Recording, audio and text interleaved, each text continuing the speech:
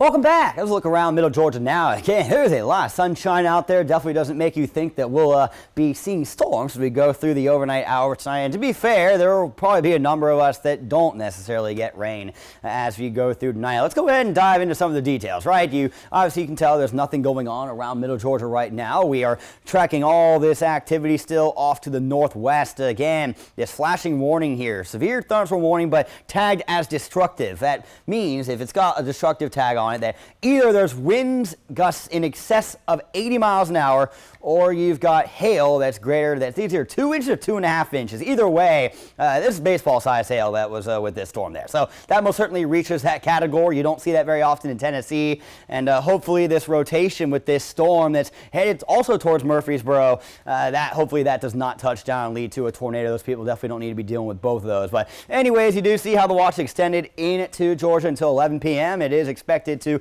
increase in the area of coverage as we go into the overnight hours as well, at least off to our north. But things are going to fall apart pretty quickly with this system as it starts approaching Middle Georgia, and that's largely because of the timing. When it gets into the Peach State, we're still talking, 10, 11 p.m. But by the time it gets down towards Middle Georgia, we're almost going to be at sunrise tomorrow. Coolest part of the day is when your storms are typically the least active. We'll be keeping it in the mid to upper 80s through the remainder of the supper time hours. It's going to be a very warm night tonight, a low of 70. That is most certainly above the average for this time of year. In fact, it's close to what we'd see as we get more in like mid to late June.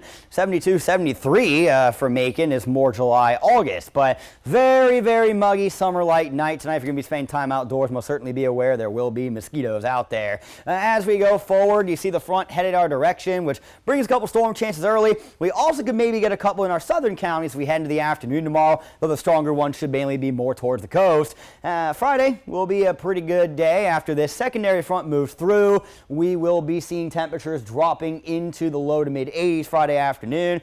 But then this front will start to retreat back north over the weekend and allow temperatures to rise. So tomorrow, as mentioned, while a second wave of storms is possible, it's maybe going to be off to the south. So that's why it's level 0 again for those of us in the region that may even get rain, which is not a guarantee. Let's walk through this. We go into the overnight hours. The wind will begin to pick up a little more in terms of the gusts. You can see them 15 to 20 miles per hour. But this is just kind of messy shower activity as it moves in. I wouldn't be surprised if it's got a little more organization than this as it first arrives. A couple of wind gusts are going to be fair game, or maybe some small hail, but quickly falling apart even more as we approach the sunrise tomorrow. In fact, as the sun's coming up, there might be all rain gone, but you do see a couple storms trying to get going as we get into lunchtime tomorrow. Now, when they first start, there's not really any hazards. They do have to mature a little bit, and that's largely off to our southeast, which is where that level 1 for tomorrow does come into effect. While we're dealing with sunshine here with some respectable breezes, it'll be a little breezy the next couple of days, which will be rather pleasant. It's going to take the edge off the heat because we're not getting cooler really until we get into Friday. So 91 for the high tomorrow. That wind could gust to 25 miles per hour. It will be quite respectable out there. Again, still upper 80s and lower 90s for your hump day, and we'll look beyond that coming up in 10 seconds. Your 41 NBC AccuWeather 7-day forecast is brought to you by Volume Chevrolet. So a little breezy for us tomorrow. I'd say Thursday kind of too, but still a pretty warm day. Cooler